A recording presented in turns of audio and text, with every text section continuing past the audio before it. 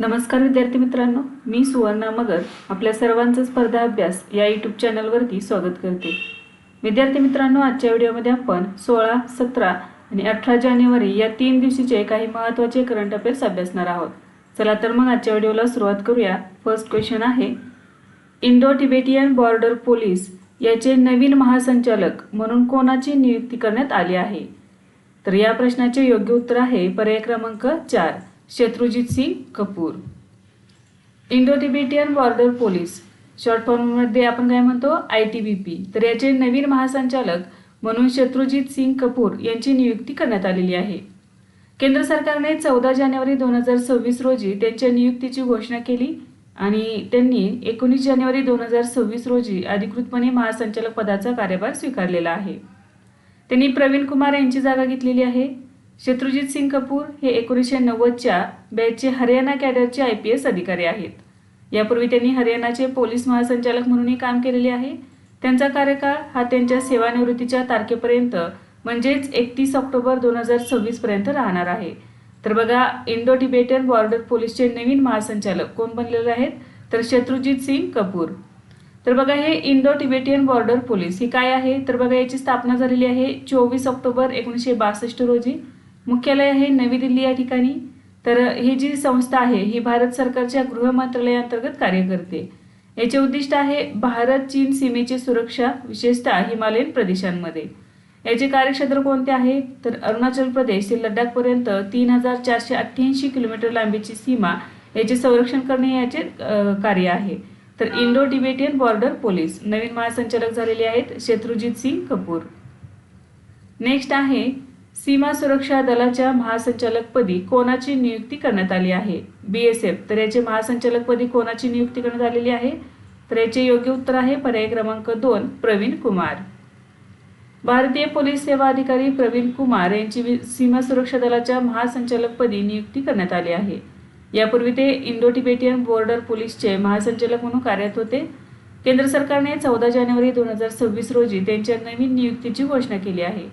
प्रवीण कुमार हे 1990च्या पश्चिम बंगाल केडरचे बॅचचे IPS अधिकारी आहेत। दलजीत सिंग चौधरी यांच्या निवृत्तीनंतर ही जबाबदारी सोपवण्यात आलेली आहे। त्यांनी इंटेलिजन्स ब्युरोमध्येही काम केलेले आहे। तर बघा, BSFचे नवीन महासंचालक कोण झालेले आहेत? तर प्रवीण कुमार। सीमा सुरक्षा दल, तर हे पाकिस्तान आणि बांगलादेशच्या सीमांचे रक्षण करते। भारत पाकिस्तान युद्धानंतर 1 डिसेंबर 1965 रोजी त्याची स्थापना करण्यात आलेली आहे। नेक्स्ट आहे, हेनले पासपोर्ट इंडेक्स 2026 मध्ये भारताचा क्रमांक कितवा आहे? तर याचे योग्य उत्तर आहे पर्याय क्रमांक 1, 80वा। तर बघा, हा जानेवारीमध्ये प्रकाशित करण्यात आलेला हेनले पासपोर्ट इंडेक्स आहे 2026चा। कोणी प्रकाशित केला? तर हेनले अँड पार्टनर्स, लंडन स्थित जागतिक नागरिकत्व आणि निवास सल्लागार कंपनी आहे। तर याने हे प्रकाशित केलेलं आहे। यामध्ये 277 देश आणि प्रदेशांचा समावेश करण्यात आलेला आहे। तर हेनले पासपोर्ट इंडेक्स 2026 नुसार भारताचा क्रमांक आहे 80वा। 2025 मध्ये हा क्रमांक होता 85वा, जो आता 5 स्थानांनी वर म्हणजेच 80वा आलेला आहे। तर यानुसार भारत एकूण 55 देशांमध्ये विजामुक्त प्रवास करू शकतो। त्यामुळेच भारत कितव्या क्रमांकावरती आहे? तर 80व्या क्रमांकावरती आहे। 2026 मधील जगातील सर्वात शक्तिशाली पासपोर्ट कोणत्या देशाचे आहेत? तर बघा, पहिल्या क्रमांकावरती आहे सिंगापूर। सिंगापूर हा देश 192 देशांमध्ये विजामुक्त प्रवास करू शकतो। त्यामुळे सगळ्यात जगातील सर्वात शक्तिशाली पासपोर्ट हा सिंगापूर या देशाचा ठरला। दुसऱ्या क्रमांकावरती आहे जपान, दक्षिण कोरिया। तर हे दोन्ही देश 188 देशांमध्ये विजामुक्त प्रवास करू शकतात। तिसऱ्या क्रमांकावरती आहेत डेन्मार्क, स्वीडन, स्वित्झर्लंड, स्पेन आणि लक्झेंबर्ग। हे देश 186 देशांमध्ये विजामुक्त प्रवास करू शकतात। चौथ्या क्रमांकावरती आहे Austria, Belgium, Finland, France, Germany, Greece, Ireland, Italy, Netherlands आणि नॉर्वे। तर हे सर्व देश 185 देशांमध्ये विजामुक्त प्रवास करू शकतात। पाचव्या क्रमांकावरती आहे हंगेरी, पोर्तुगाल, स्लोवाकिया, स्लोव्हेनिया आणि UAE। हे देश या देशातील जे लोक आहेत ते 184 देशांमध्ये विजामुक्त प्रवास करू शकतात। 2026 मधील सर्वात कमकुवत पासपोर्ट कोणाचा आहे? तर अफगाणिस्तानचा। अफगाणिस्तान 101व्या क्रमांकावरती आहे। अफगाणिस्तानमधील जनता हे 24 देशांमध्ये विजामुक्त प्रवास करू शकते। 100व्या क्रमांकावरती आहे सिरिया, 99व्या क्रमांकावरती आहे इराक, 98व्या क्रमांकावरती आहे पाकिस्तान आणि येमेन आणि 97व्या क्रमांकावरती आहे सोमालिया. तर बघा 2026च्या हेनली पासपोर्ट इंडेक्समध्ये भारताचा क्रमांक आहे 80वा. पहिल्या क्रमांकावरती आहे सिंगापूर आणि शेवटच्या क्रमांकावरती आहे अफगाणिस्तान. नेक्स्ट आहे केरळ राज्याचे नाव बदलण्याची मागणी करणारे भाजप केरळ प्रदेशाध्यक्ष कोण आहेत? तर याचे योग्य उत्तर आहे पर्याय क्रमांक 2 राजीव चंद्रशेखर. केरळमधील भारतीय जनता पक्षाचे प्रदेशाध्यक्ष राजीव चंद्रशेखर यांनी राज्याचे नाव बदलून केरळम करण्याची मागणी केली आहे. 13 जानेवारी 2026 रोजी त्यांनी पंतप्रधान नरेंद्र मोदी यांना पत्र लिहून केरळचे नाव बदलण्यासाठी हस्तक्षेप करण्याची विनंती केली. केरळ विधानसभेने जून 2024 मध्ये राज्याचे नाव बदलून केरळम करण्यासाठी एकमताने ठराव मंजूर केला होता. राजीव चंद्रशेखर यांनी या ठरावाला भाजपचा पूर्ण पाठिंबा असल्याचे जाहीर केले आहे. त्यांच्या मते केरळम हे नाव मल्याळम भाषेच्या वारशाशी आणि राज्याच्या सांस्कृतिक ओळखीशी संबंधित आहे. राजीव चंद्रशेखर यांची मार्च 2025 मध्ये भाजपच्या केरळ प्रदेशाध्यक्षपदी नियुक्ती करण्यात आली होती. भारतामध्ये राज्याचे नाव बदलण्याचा अधिकार संसदेकडे असतो. हा अधिकार भारतीय संविधानाच्या कलम 3 अंतर्गत देण्यात आलेला आहे. नेक्स्ट आहे संयुक्त राष्ट्र महासचिव पुरस्कार 2025 कोणाला देण्यात आला आहे? तर याचे योग्य उत्तर आहे पर्याय क्रमांक 1 मेजर स्वाती शांता कुमार. भारतीय लष्करी अधिकारी मेजर शांती शांता कुमार यांना संयुक्त राष्ट्र महासचिव पुरस्कार 2025 देऊन सन्मानित करण्यात आले आहे.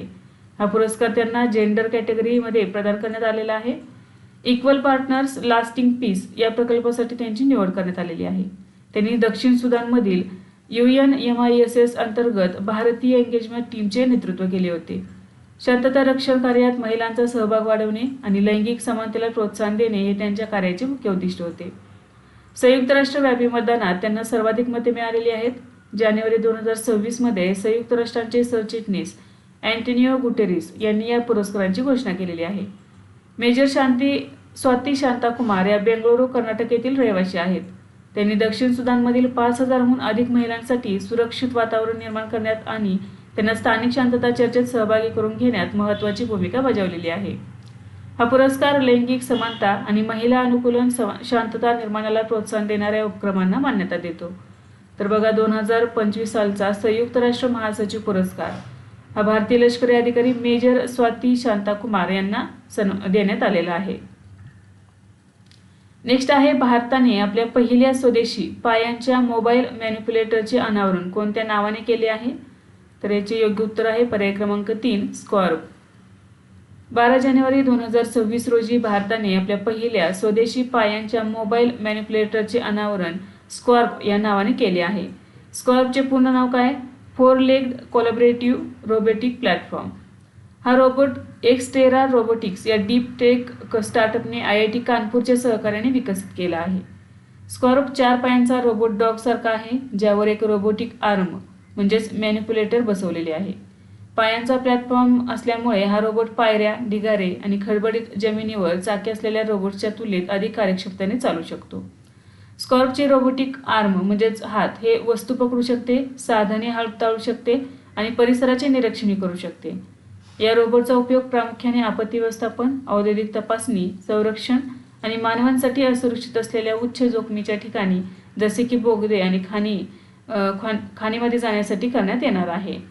तर बघा भारताने आपल्या पहिल्या स्वदेशी पायांच्या मोबाईल मॅनिप्युलेटरचे अनावरण केलेले आहे आणि याचे नाव काय आहे? तर स्कॉर्प. नेक्स्ट आहे ब्रिक्स 2026च्या अध्यक्षपदासाठी भारताने कोणती थीम निवडली आहे?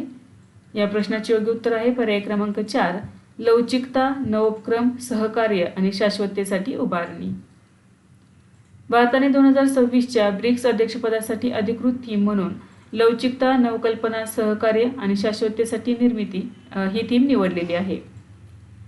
13 जानेवारी 2026 रोजी नवी दिल्ली येथे परराष्ट्र मंत्री डॉक्टर एस जयशंकर यांनी या थीमसह अधिकृत लोगो आणि वेबसाईटचे अनावरण केले आहे. ही थीम पंतप्रधान नरेंद्र मोदी यांनी 2025च्या रिओ शिखर परिषदेत मांडलेल्या मानवता प्रथम आणि लोक केंद्रित दृष्टिकोनावर आधारित आहे. ब्रिक्स 2026चा लोगो कमळाच्या फुलावर आधारित असून त्याच्या पाकळ्या सदस्य देशांच्या दोलायमान रंग दर्शवतात जे एकता आणि सामूहिक शक्तीचे प्रतीक आहेत. 2026 मध्ये भारत 18व्या शिखर परिषदेचे आयोजन करत आहे जी भारतात होणारी 4थी ब्रिक्स शिखर परिषद असणार आहे. यापूर्वी भारताने 2012, 2016 आणि 2021 मध्ये अध्यक्षपद भूषवलेले आहे. नेक्स्ट आहे स्वतःचा उपग्रह अवकाशात पाठवणारे ईशान्य भारतातील पहिले विद्यापीठ कोणते बनले आहे? या प्रश्नाचे योग्य उत्तर आहे पर्याय क्रमांक 2 आसाम डॉन बॉस्को विद्यापीठ. आसाम डॉन बॉस्को विद्यापीठ ईशान्य भारताचा पहिला स्वदेशी उपग्रह लाचित-1 प्रक्षेपित करणारे विद्यापीठ ठरलेले आहे. हा उपग्रह 12 जानेवारी 2026 रोजी इस्रोच्या PSLV C62 रॉकेटद्वारे श्रीहरिकोटा येथील सतीश धवन अंतराळ केंद्रातून प्रक्षेपित करण्यात आला. लाचित-1 चे नाव काय आहे पूर्ण? Live amateur communication hub for innovative technologies 1. हा उपग्रह प्रामुख्याने हौशी रेडिओ संवाद आणि आपत्ती व्यवस्थापनासाठी उपयुक्त आहे. पूर, भूस्खलन यासारख्या नैसर्गिक आपत्तींच्या वेळी पारंपरिक संपर्क व्यवस्था अपयशी ठरल्यास संदेश वाहण्यासाठी हा उपग्रह मदत करेल. हा ऐतिहासिक प्रकल्प 2022 मध्ये प्राध्यापक विक्रमजीत काकती यांच्या नेतृत्वाखाली सुरू झाला होता. हा उपग्रह आसाम डॉन बॉस्को विद्यापीठातील 50हून अधिक विद्यार्थी आणि प्राध्यापकांनी विकसित केला आहे. उपग्रहाच्या विकासासाठी हैदराबाद स्थित ध्रुव स्पेस या कंपनीचे सहकार्य घेण्यात आलेले आहे. लाचित-1 हे नाव 17व्या शतकातील अहोम सेनापती लाचित बोरफुकन यांच्या स्मरणार्थ ठेवण्यात आलेले आहे. या यशस्वी प्रक्षेपणामुळे स्वतःचा उपग्रह अवकाशात पाठवणारे ईशान्य भारतातील पहिले विद्यापीठ म्हणून ADBOची नोंद झालेली आहे. नेक्स्ट आहे महिला प्रीमियर लीग 2026 मध्ये हॅट्रिक घेणारी दिल्ली कॅपिटल्सची खेळाडू कोण आहे? याचे योग्य उत्तर आहे पर्याय क्रमांक 2 नंदिनी शर्मा. महिला प्रीमियर लीग 2026 मध्ये दिल्ली कॅपिटल्सची वेगवान गोलंदाज नंदिनी शर्माने हॅट्रिकसह 5 विकेट्स घेतलेले आहेत. तिने ही ऐतिहासिक कामगिरी गुजरात जायंट्स विरुद्धच्या सामन्यात केली. महिला प्रीमियर लीगच्या इतिहासात हॅट्रिक घेणारी नंदिनी शर्मा दुसरी भारतीय गोलंदाज ठरलेली आहे. यापूर्वी दीप्ती शर्माने ही कामगिरी केलेली आहे. ती WPL मध्ये हॅट्रिक घेणारी 4थी जागतिक लेव्हलची खेळाडू ठरलेली आहे. याशिवाय इंग्लंडच्या AC वोंग आणि ऑस्ट्रेलियाच्या ग्रेस हॅरिस यांनीही महिला प्रीमियर लीगमध्ये हॅट्रिक घेतलेली आहे. तर नंदिनी शर्मा या भारतातील दुसऱ्या खेळाडू ठरलेल्या आहेत ज्या WPL मध्ये हॅट्रिक घेतलेली आहे आणि जागतिक लेव्हलच्या त्या 4थ्या खेळाडू ठरलेल्या आहेत. नेक्स्ट आहे 16वी आशियान संरक्षण मंत्र्यांची बैठक कोठे आयोजित करण्यात आली?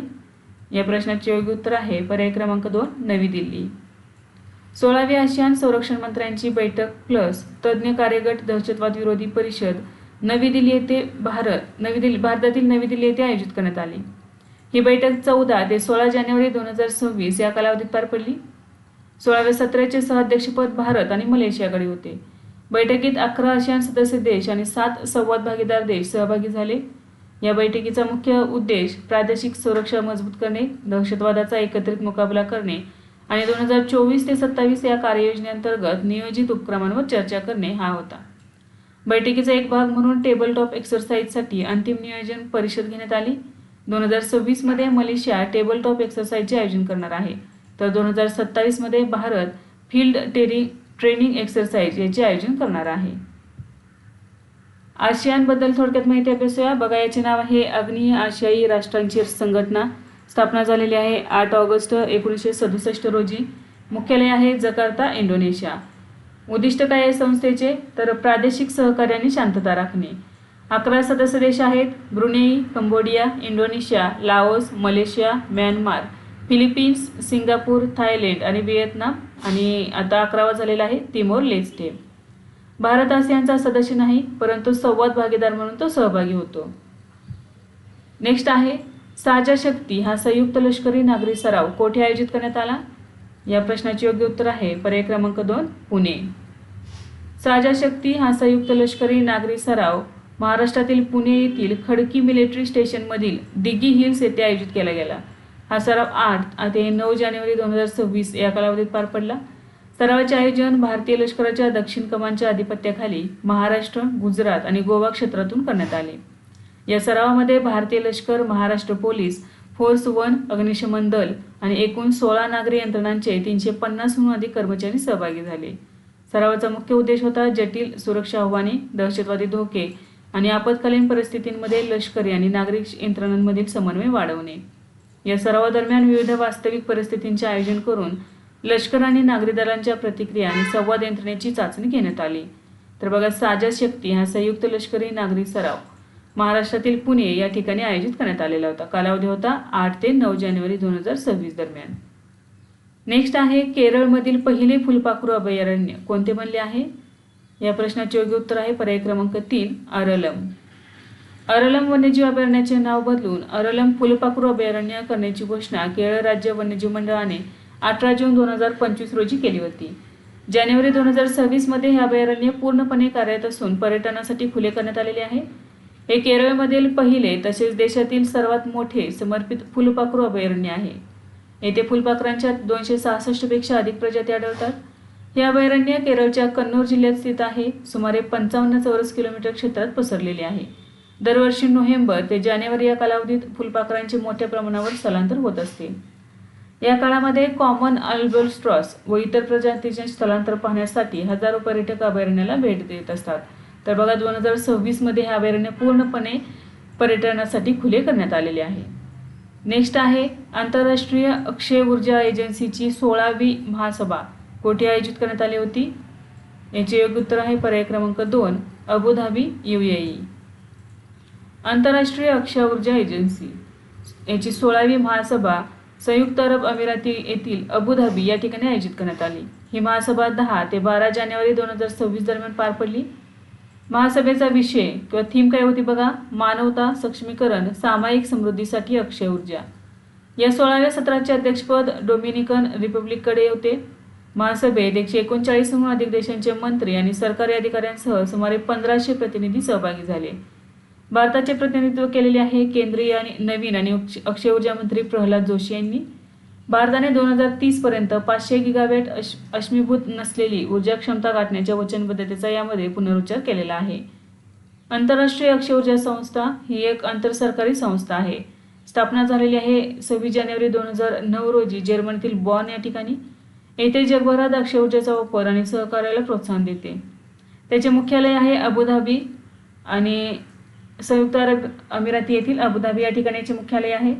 भारत त्याचा संस्थापक सदस्य आहे. सध्याचे महासंचालक आहेत फ्रान्सिस्को ला कॅमेरा. नेक्स्ट क्वेश्चन आहे बघा, अफगाणिस्तानातील तालिबान राजवटीने भारतातील पहिले राजदूत म्हणून कोणाची नियुक्ती केली आहे? याचे योग्य उत्तर आहे पर्याय क्रमांक 4 मुफ्ती नूर अहमद नूर. अफगाणिस्तानातील तालिबान राजवटीने मुफ्ती नूर मोहम्मद अहमद नूर यांची भारतातील पहिले राजनैतिक प्रतिनिधी म्हणून नियुक्ती केली आहे. त्यांनी 7 जानेवारी 2026 रोजी नवी दिल्लीतील अफगाणिस्तानच्या दूतावासाचे चार्ज द ऑफिसर्स म्हणून कार्यभार स्वीकारला. मुफ्ती नूर अहमद नूर हे तालिबानच्या परराष्ट्र मंत्रालयातील ज्येष्ठ अधिकारी आहेत आणि यापूर्वी पहिल्या राजकीय विभागाचे महासंचालक म्हणून काम केलेले आहे. 2021 मध्ये अफगाणिस्तानची सत्ता हाती घेतल्यापासून तालिबानने नवी दिल्लीतील दूतावास ही पहिलीच वरिष्ठ स्तरावरील नियुक्ती केलेली आहे. यापूर्वी नोव्हेंबर 2024 मध्ये तालिबानने इक्रामुद्दीन कामिल यांची मुंबईतील अफगाणिस्तानच्या वाणिज्य दूतावासात कार्यवाहक कॉन्सुल म्हणून नियुक्ती केली होती. नेक्स्ट आहे भारतीय राष्ट्रीय महामार्ग प्राधिकरणाने अलीकडेच किती गिनीज वर्ल्ड रेकॉर्ड तयार केले आहेत? याचे योग्य उत्तर आहे पर्याय क्रमांक 3 एकूण 4. जानेवारी 2026 मध्ये भारतीय राष्ट्रीय महामार्ग प्राधिकरणाने रस्ते बांधणी क्षेत्रात एकाच प्रकल्पात 4 नवीन गिनीज वर्ल्ड रेकॉर्ड्स प्रस्थापित केले आहेत. हे सर्व विक्रम NH 544G या राष्ट्रीय महामार्गाच्या अंमलबजावणीनंतर आंध्र प्रदेशातील बेंगळुरू कडप्पा विजयवाडा इकॉनॉमिक कॉरिडॉर या 6 पदरी महामार्गाच्या बांधकामादरम्यान झालेले आहे. हे यश NHAIने कंत्राटदार मेसर्च राजपथ इन्फ्राकॉन प्रायव्हेट लिमिटेडच्या सहकार्याने मिळवलेले आहे. कोणते 4 जागतिक विक्रम प्रस्थापित केलेले आहेत? तर पहिला आहे बघा 24 तासात सर्वाधिक लांबीचे रस्ते बांधणे. 24 तासामध्ये 28.89 किलोमीटरची लेन बांधलेली आहे. यामध्ये 3 लेन रस्ता आहे 9.63 किलोमीटर लांबीचा. यामध्ये सलग बिटुमिनस कॉन्क्रीट टाकण्याचा विक्रम 6 जानेवारी 2026 रोजी केला. 24 तासात सर्वाधिक कॉन्क्रीट वापरणे. तर 24 तासात 10,655 मेट्रिक टन बिटुमिनस कॉन्क्रीटचा सलग वापर करण्याचा विक्रम करण्यात आलेला आहे. सलग सर्वाधिक कॉन्क्रीटचा वापर एकाच निरंतर प्रक्रियेत 57,500 मेट्रिक टन बिटुमिनस कॉन्क्रीट टाकण्याचा विक्रम 11 जानेवारी 2026 रोजी केला.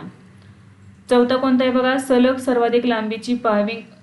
तर यामध्ये सलग 156 किलोमीटर लेन 3 लेन रस्ता 52 किलोमीटर लांबीचा याच्या रस्त्याचे पाहविंग पूर्ण करून जुन्या 84.4 लेन किलोमीटर विक्रमाला मागे टाकलेले आहे. तर असे 4 जागतिक विक्रम केलेले आहेत. राष्ट्रीय महामार्ग प्राधिकरणाने. नेक्स्ट आहे, मेटाने ट्रम्पच्या कोणत्या माजी सल्लागाराची अध्यक्ष आणि उपाध्यक्ष म्हणून नियुक्ती केली आहे? याचे योग्य उत्तर आहे पर्याय क्रमांक 4, डीना पॉवेल मॅककॉर्मिक. मेटाने डीना पॉवेल मॅककॉर्मिक यांच्या अध्यक्ष आणि उपाध्यक्ष म्हणून जानेवारी 2026 मध्ये नियुक्ती केली आहे. त्या मेटाच्या धोरणात्मक नियोजनावर देखरेख करतील आणि प्रामुख्याने AI पायाभूत सुविधा, डेटा सेंटर्स आणि ऊर्जा प्रकल्पांसाठी सरकारी व जागतिक गुंतवणूकदारांची भागीदारी यावर भर देतील. डीना पॉवेल मॅककॉर्मिक यांनी ट्रम्प प्रशासनाच्या पहिल्या कार्यकाळात उपराष्ट्रीय सुरक्षा सल्लागार म्हणून काम केले आणि जॉर्ज W. बुश यांच्या प्रशासनातही त्या वरिष्ठ पदावर सेवा दिलेली आहे त्यांनी. मेटामध्ये येण्यापूर्वी त्यांनी गोल्डमन सॅक्समध्ये 16 वर्ष भागीदार म्हणून आणि BDT अँड MSD पार्टनर्समध्ये व्हाईस चेअर म्हणून काम केलेले आहे. ते एप्रिल 2025 पासून मेटाच्या संचालक मंडळाच्या सदस्य होत्या, परंतु नवीन वरिष्ठ व्यवस्थापन भूमिकेसाठी त्यांनी मंडळाचा राजीनामा दिलेला आहे. मेटाने यासोबतच CJ महोनी यांची मुख्य विधी अधिकारी म्हणून नियुक्ती केलेली आहे. नेक्स्ट क्वेश्चन आहे, इस्रायलने अलीकडेच किती संयुक्त राष्ट्रांच्या संस्थांमधून माघार घेतली आहे? या प्रश्नाचे योग्य उत्तर आहे पर्याय क्रमांक 2, 7. इस्रायलने 14 जानेवारी 2026 रोजी संयुक्त राष्ट्रांच्या 7 संस्था आणि संलग्न संघटनांमधून अधिकृतपणे माघार घेण्याची घोषणा केली आहे. इस्रायलचे परराष्ट्र मंत्री गिदोन सार यांनी या संस्थांवर इस्रायल विरोधी पक्षपात आणि अकार्यक्षम नोकरशाही असल्याचे आरोप करत हा निर्णय जाहीर केला. अमेरिकेने 66 आंतरराष्ट्रीय संघटनांमधून माघार घेण्याच्या घोषणेनंतर इस्रायलने देखील आपल्या संबंधांचा आढावा घेऊन हे पाऊल उचललेले आहे. इस्रायलने यापूर्वीच UNRWAच्या कामकाजावर बंदी घातली असून इतर काही आंतरराष्ट्रीय संस्थांच्या सहकार्याबाबत फेरआढावा सुरू केलेला आहे. तर बघा, इस्रायलने कोणत्या 7 संस्थांचे असलेले सर्व संबंध त्वरित तोडलेले आहेत? तर या 7 संस्था आहेत. पहिली आहे मुले आणि सशस्त्र संघर्षावरील सरचिटणीसांचे विशेष प्रतिनिधी कार्यालय, संयुक्त राष्ट्र महिला संस्था, संयुक्त राष्ट्र व्यापार आणि विकास परिषद, पश्चिम आशियासाठी आर्थिक आणि सामाजिक संस्था, संयुक्त राष्ट्र संस्कृतीचे गठबंधन, 6वे आहे संयुक्त राष्ट्र ऊर्जा आणि 7व्या क्रमांकाची संस्था आहे स्थलांतर आणि विकासावरील जागतिक मंच. तर या 7 संस्थांचे असलेले संबंध इस्रायलने तोडलेले आहेत. नेक्स्ट आहे, परमशक्ती सुपर कॉम्प्युटर कोणत्या संस्थेत लॉन्च करण्यात आला आहे? या प्रश्नाचे योग्य उत्तर आहे पर्याय क्रमांक 2, IIT मद्रास. IIT मद्रास चेन्नई येथे स्थापित करण्यात आलेल्या सुपर कॉम्प्युटरचे नाव आहे परमशक्ती. हा सुपर कॉम्प्युटर भारतीय तंत्रज्ञान संस्था मद्रास चेन्नई येथे कार्यरत आहे. 3 जानेवारी 2026 रोजी इलेक्ट्रॉनिक्स आणि माहिती तंत्रज्ञान मंत्रालयाचे सचिव S. कृष्णन यांच्या हस्ते या सुपर कॉम्प्युटरचे उद्घाटन करण्यात आले. परमशक्ती या प्रणालीची सर्वोच्च कार्यक्षमता ही 3.1 पेटाफ्लॉप्स असून ती प्रति सेकंद सुमारे 3.1 क्वाड्रिलियन गणना करू शकते. हा सुपर कॉम्प्युटर पूर्णपणे स्वदेशी बनावटीचा आहे. याची निर्मिती centre for development of advanced computing म्हणजेच CDAC यांनी परमरुद्र सर्व्हर शृंखलेचा वापर करून केलेली आहे.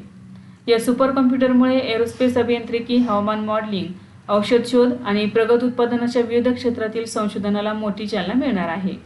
राष्ट्रीय सुपर कॉम्प्युटिंग मिशन अंतर्गत हे विकसित करण्यात आलेलं आहे. नेक्स्ट आहे, INSV कौंडिन्या आपल्या पहिल्या प्रवासात कोणत्या बंदरावर पोहोचले आहे? याचे योग्य उत्तर आहे पर्याय क्रमांक 2, सुलतान काबूस बंदर, ओमान. 14 जानेवारी 2026 रोजी भारतीय नौदलाचे जहाज INSV कौंडिन्या गुजरातहून आपला पहिला प्रवास पूर्ण करून ओमानमधील मस्कत येथील सुलतान काबूस बंदरावर पोहोचले आहे. कौंडिन्या 29 डिसेंबर 2025 रोजी गुजरातमधील पोरबंदर येथून आपला प्रवास सुरू केलेला होता. उद्देश काय होता या प्रवासाचा? तर भारत ओमान सागरी वारसा पुनर्जीवित करणे आणि प्राचीन सागरी मार्गांचा अभ्यास करणे. हे जहाज नैसर्गिक साहित्य आणि पद्धती वापरून पारंपरिक तंत्राचा वापर करून बांधले गेलेले आहे. हे जहाज अजिंठा लेणींच्या चित्रात दाखवलेल्या 5व्या शतकातील जहाजावर आधारित आहे. नेक्स्ट आहे, नीती आयोगाच्या 4थ्या निर्यात तयारी निर्देशांक 2024 मध्ये मोठ्या राज्यांच्या श्रेणीत कोणी प्रथम स्थान मिळवले आहे? याचे योग्य उत्तर आहे पर्याय क्रमांक 1, महाराष्ट्र. नीती आयोगाने 4था निर्यात तयारी निर्देशांक 2024 जारी केला आहे. हा निर्देशांक 4 मुख्य स्तंभावर आधारित आहे: निर्यात पायाभूत सुविधा, धोरण आणि प्रशासन, उद्योग व नवोपक्रम इकोसिस्टीम आणि निर्यात कामगिरी. ह्या 4 स्तंभावरती हा निर्देशांक आधारित आहे. नीती आयोगाचे CEO BVR सुब्रमण्यम यांनी 14 जानेवारी 2026 रोजी हा अहवाल नवी दिल्ली येथे प्रकाशित केला. अहवालाचा उद्देश आहे 2030 पर्यंत भारताचे $1 ट्रिलियन व्यापारी निर्यातीचे लक्ष्य साध्य करण्यासाठी राज्यांच्या तयारीचे मूल्यांकन करणे. हा निर्देशांक भारतातील सर्व राज्य आणि केंद्रशासित प्रदेशांच्या निर्यात तयारी आणि क्षमतेचे मूल्यांकन करतो. EPIची पहिली आवृत्ती ऑगस्ट 2020 मध्ये प्रसिद्ध झाली आणि आता चौथी आवृत्ती जानेवारी 2026 मध्ये जारी करण्यात आलेली आहे.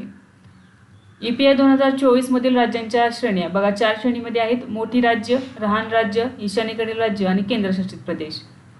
नीती आयोगाच्या चौथ्या निर्यात तयारी निर्देशांक 2024 मध्ये मोठ्या राज्यांच्या श्रेणीत महाराष्ट्र राज्याने प्रथम स्थान मिळवलेले आहे. मोठ्या राज्यांमध्ये महाराष्ट्राला 68.01 एवढे गुण मिळाले असून त्यानंतर तमिळनाडू आणि गुजरात यांचा क्रमांक आहे. लहान राज्यांमध्ये उत्तराखंड पहिल्या क्रमांकावरती राहिले, ईशान्येकडील राज्यांमध्ये नागालँड पहिल्या क्रमांकावरती राहिले आणि केंद्रशासित प्रदेशांमध्ये जम्मू आणि काश्मीर हे पहिल्या क्रमांकावरती राहिलेले आहे. नेक्स्ट क्वेश्चन आहे, पंतप्रधान नरेंद्र मोदी आणि जर्मन चान्सलर फ्रेडरिक मर्ज यांच्यातील उच्चस्तरीय संवाद कोठे झाला? या प्रश्नाचे योग्य उत्तर आहे पर्याय क्रमांक 3 गांधीनगर.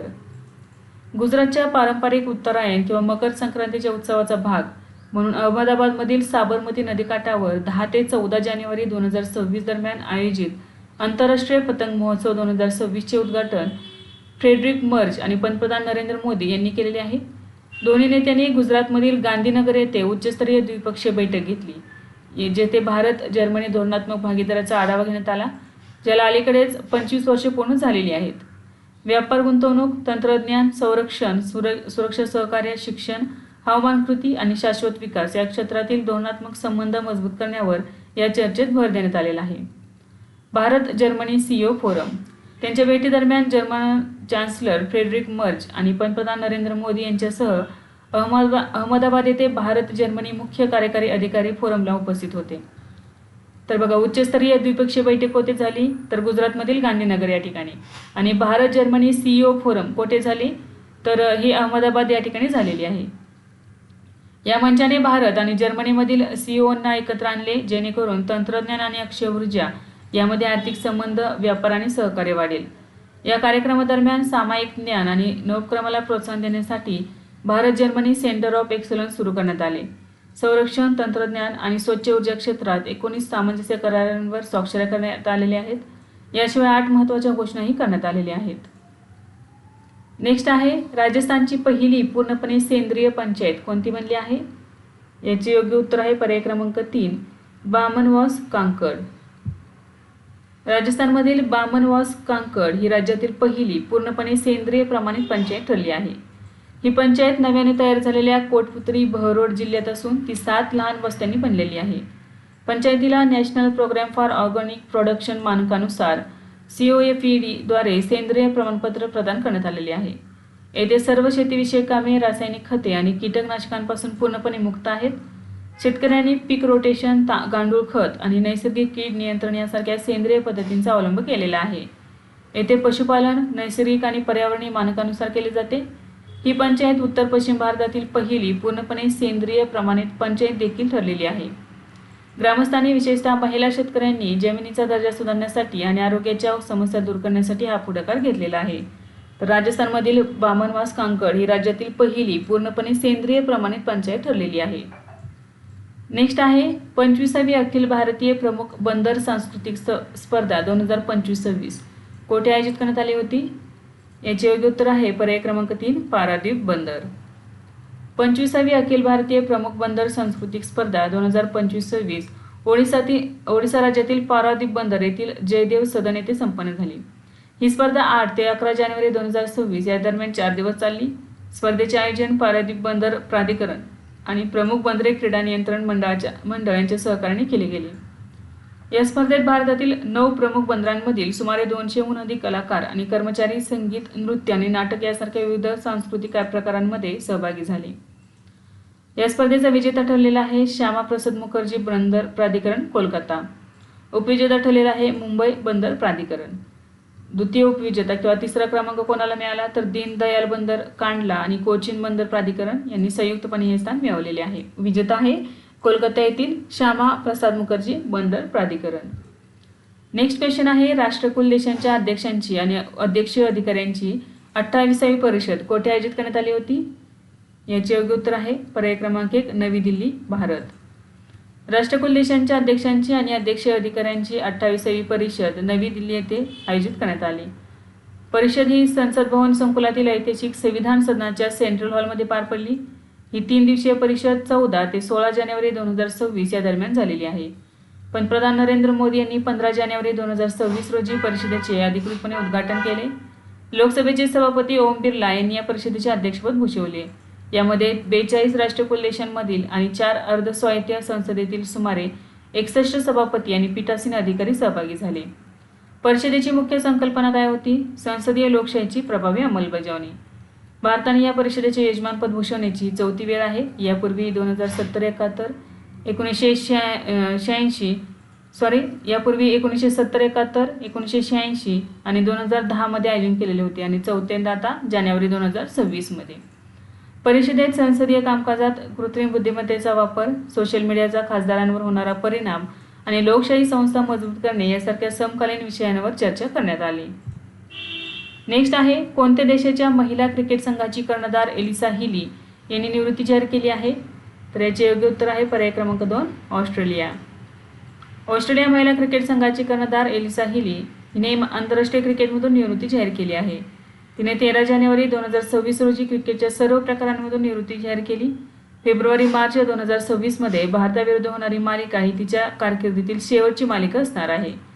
तिने मानसिक थकवा आणि वारंवार होणाऱ्या दुखापती यामुळे निवृत्तीचा निर्णय घेतलेला आहे।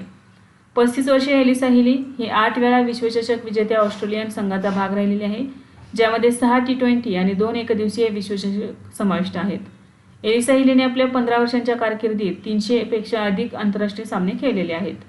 तिने आंतरराष्ट्रीय क्रिकेटमध्ये 7000 पेक्षा जास्त धावा केलेल्या आहेत। ती ऑस्ट्रेलियन वेगवान गोलंदाज मिशेल स्टार्कची पत्नी आहे। नेक्स्ट आहे गिर्यारोहक अरित्र रॉय यांनी अलीकडेच अंटार्क्टिका खंडातील कोणते शिखर सर केले आहे?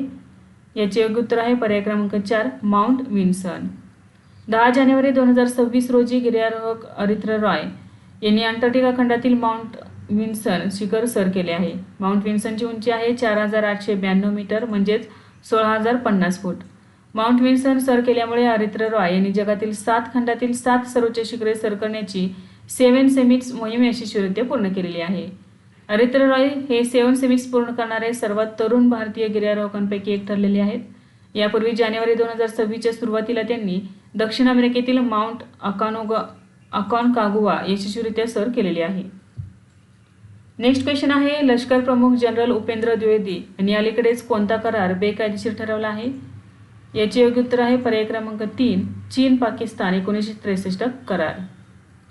लष्कर प्रमुख जनरल उपेंद्र द्विवेदी यांनी जानेवारी 2026 मध्ये पाकिस्तान आणि चीनमधील 1963 सीमा करार बेकायदेशीर आणि अमान्य असल्याचे जाहीर केले आहे। 1948 मध्ये पाकिस्तानने शेक्सगाम खोऱ्यावर बेकायदेशीरपणे कब्जा केला। 1963 करार काय बघा तर पाकिस्तानने जम्मू आणि काश्मीरमधील शेक्सगाम खोऱ्यातील 5180 चौरस किलोमीटर भारतीय क्षेत्र बेकायदेशीरपणे चीनला दिलेले होते। 13 जानेवारी 2026 रोजी नवी दिल्लीतील वार्षिक पत्रकार परिषदेत त्यांनी स्पष्ट केले की भारत हा करार कधीही मान्य करत नाही आणि ही कृती बेकायदेशीर आहे। शेक्सगाम खोऱ्यातून जाणाऱ्या चीन पाकिस्तान आर्थिक कॉरिडॉर अंतर्गत प्रकल्पांना त्यांनी विरोध दर्शवला, कारण हे प्रकल्प भारताच्या सार्वभौमत्वाचे उल्लंघन करतात। हा प्रदेश काराकोरम पर्वतरांगेत येतो आणि सियाचीन ग्लेशियरच्या ईशान्येस आहे। हा भारताचा एक भाग आहे, परंतु सध्या तो चीनच्या नियंत्रणाखाली आहे। नेक्स्ट आहे लोहरी सण प्रामुख्याने कोठे साजरा केला जातो?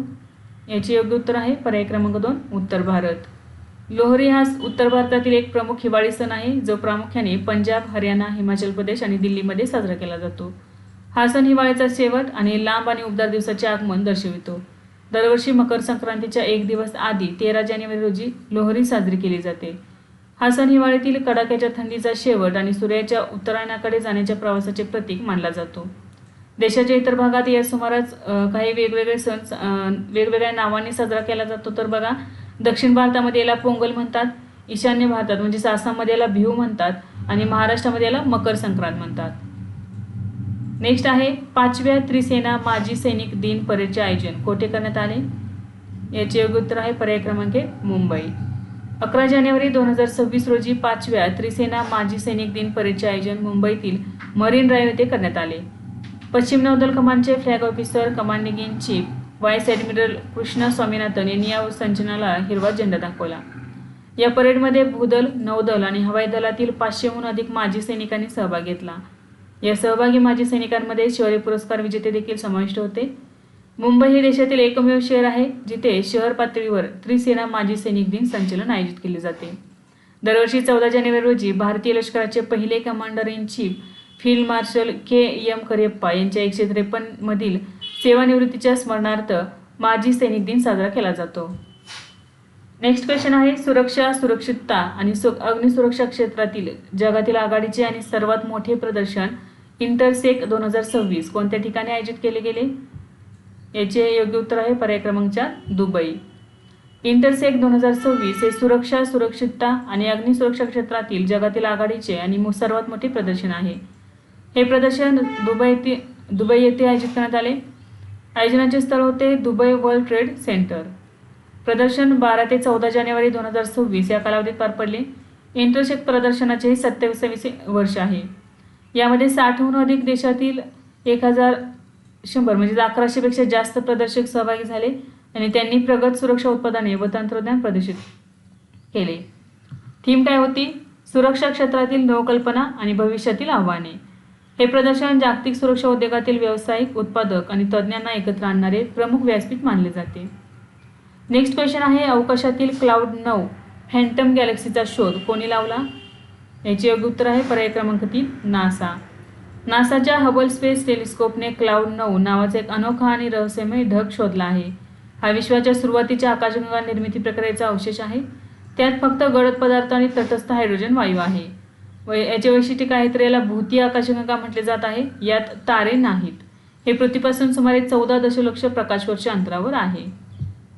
नेक्स्ट आहे, कोणत्या राज्यातील सबरीमाला मंदिरात मकर विलुक्कू उत्सव साजरा केला जातो? याचे योग्य उत्तर आहे पर्याय क्रमांक 2 केरळ. केरळमधील सबरीमाला टेकडी मंदिरात मकर विलुक्कू उत्सव साजरा करण्यात आला. मकर विलुक्कू हा केरळमधील सर्वात पवित्र उत्सवांपैकी एक आहे. हा मकर संक्रांतीच्या दिवशी साजरा केला जातो. हा भगवान अय्यप्पाच्या पूजेचा सर्वात मोठा उत्सव आहे. या उत्सवाचे मुख्य आकर्षण काय आहेत तर मकर ज्योती, आकाशात दिसणारा एक दिव्य प्रकाश ज्याला भक्त शुभचिन्ह मानतात. तिरुभरणम शोभायात्रा, गर्भगृहात सजवलेल्या भगवान अय्यप्पाच्या पवित्र दागिन्यांची मिरवणूक आहे. आणि दीपाराधना म्हणजेच आरती, दागिने सजवल्यानंतर विशेष पूजा केली जाते. नेक्स्ट आहे, आंतरराष्ट्रीय हवाई वाहतूक संघटनेत सामील होणारी 5वी भारतीय विमान कंपनी कोणती ठरली आहे? याचे योग्य उत्तर आहे पर्याय क्रमांक 1 अकासा एअरलाइन. अकासा एअर ही आंतरराष्ट्रीय हवाई वाहतूक संघटनेत सामील होणारी 5वी भारतीय विमान कंपनी ठरली आहे. अकासा एअरने जानेवारी 2026 मध्ये अधिकृतपणे IATA सदस्यत्व स्वीकारले. IATA मध्ये सामील झाल्यामुळे अकासा एअरलाइनला जागतिक विमान कंपन्यांच्या नेटवर्कशी जोडले जाणे, आंतरराष्ट्रीय ऑपरेशन्स सुलभ करणे आणि जागतिक दर्जाच्या सुरक्षा व परिचालन मानकांचा अवलंब करणे शक्य होणार आहे. अकासा एअरच्या आधी एअर इंडिया, इंडिगो, विस्तारा आणि एअर इंडिया एक्सप्रेस या भारतीय विमान कंपन्या IATA सदस्य आहेत. अकासा एअरने ऑगस्ट 2022 मध्ये देशांतर्गत सेवा सुरू केली होती आणि 2024 मध्ये पहिली आंतरराष्ट्रीय उड्डाणे सुरू केली होती. IATA ही जगातील 330हून अधिक विमान कंपन्यांचे प्रतिनिधित्व करणारी जागतिक संस्था आहे. नेक्स्ट आहे, DRDOने अलीकडेच महाराष्ट्रातील KK रेंज येथे कोणत्या क्षेपणास्त्राची यशस्वी चाचणी घेतली आहे? याचे योग्य उत्तर आहे पर्याय क्रमांक 2 man portable anti tank guided missile. संरक्षण संशोधन आणि विकास संस्थेने 11 जानेवारी 2026 रोजी महाराष्ट्रातील अहिल्यानगर येथील KK रेंज येथे man portable anti tank guided missile याची यशस्वी चाचणी घेतली.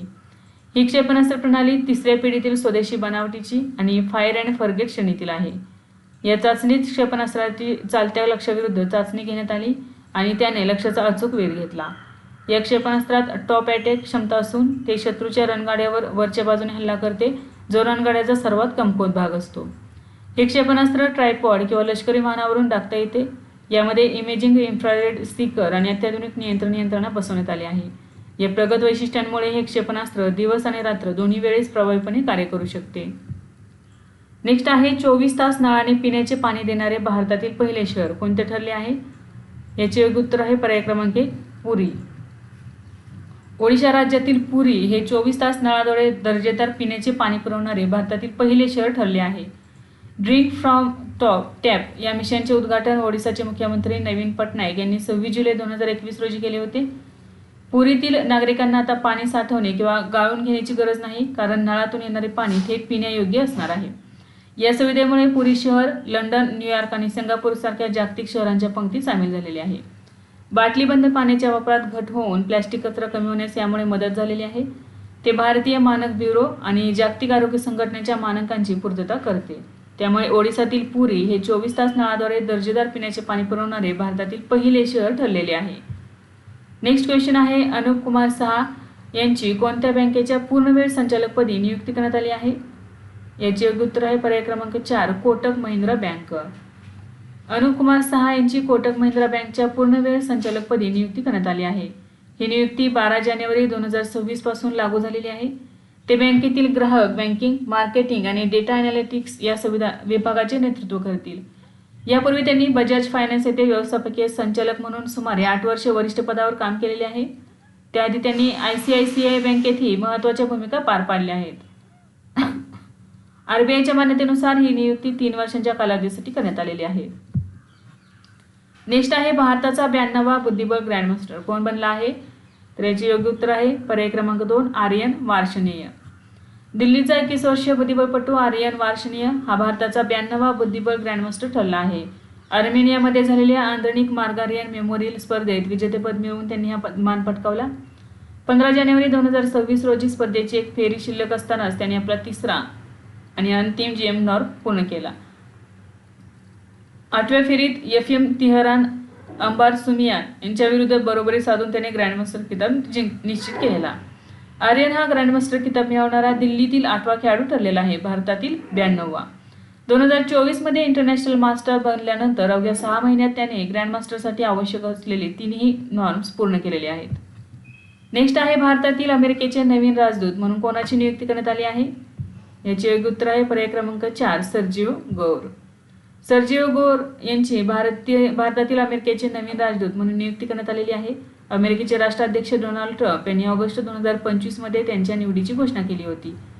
सर्जिओ गौर यांनी 14 जानेवारी 2026 रोजी नवी दिल्लीतील राष्ट्रपती भवनात राष्ट्रपती द्रौपदी मुर्मू यांच्याकडे आपली ओळखपत्रे सादर करून अधिकृतपणे कार्यभार स्वीकारला. त्यांनी एरिक गार्सेटी यांची जागा घेतली आहे. राजदूत पदासोबतच ते दक्षिण व मध्य आशियाई व्यवहारासाठी अमेरिकेचे विशेष दूत म्हणून कार्यरत असतील. 18 वर्षीय सर्जिओ गौर हे या पदावर नियुक्त होणारे सर्वात तरुण राजदूत मानले जातात. यापूर्वी त्यांनी व्हाईट हाऊसमध्ये पर्सनल डायरेक्टर म्हणून काम केले असून ते राष्ट्राध्यक्ष ट्रम्प यांचे विश्वासू सहकारी मानले जातात. नेक्स्ट आहे, दरवर्षी लष्कर दिन कधी साजरा केला जातो? याचे योग्य उत्तर आहे पर्याय क्रमांक 2, 15 जानेवारी. भारतीय लष्कर दिन दरवर्षी 15 जानेवारी रोजी साजरा केला जातो.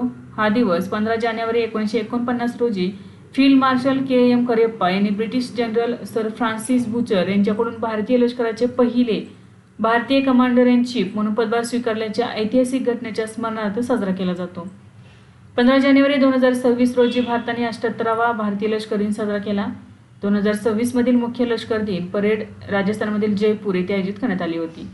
ही परेड आउटरीच कार्यक्रमाचा भाग म्हणून दिल्लीच्या बाहेर आयोजित करण्यात आली होती आणि ही सलग 4थी वेळ होती. इंडियन बँक्स असोसिएशनकडून कोणत्या बँकेला फिनटेक पुरस्कार मिळाला? याचे योग्य उत्तर आहे पर्याय क्रमांक 3, Karnataka bank.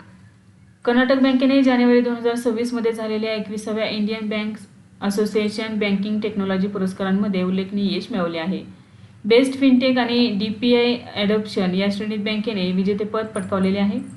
Best take talent या श्रेणीत बँकेला उपविजेता स्थान मिळालेले आहे. तसेच विशेष उल्लेखही करण्यात आलेले बघा, सर्वोत्कृष्ट तंत्रज्ञान बँक, सर्वोत्कृष्ट डिजिटल आर्थिक समावेशन, सर्वोत्कृष्ट डिजिटल विक्री या क्षेत्रामध्ये विशेष उल्लेख करण्यात आलेला आहे बँकेचा.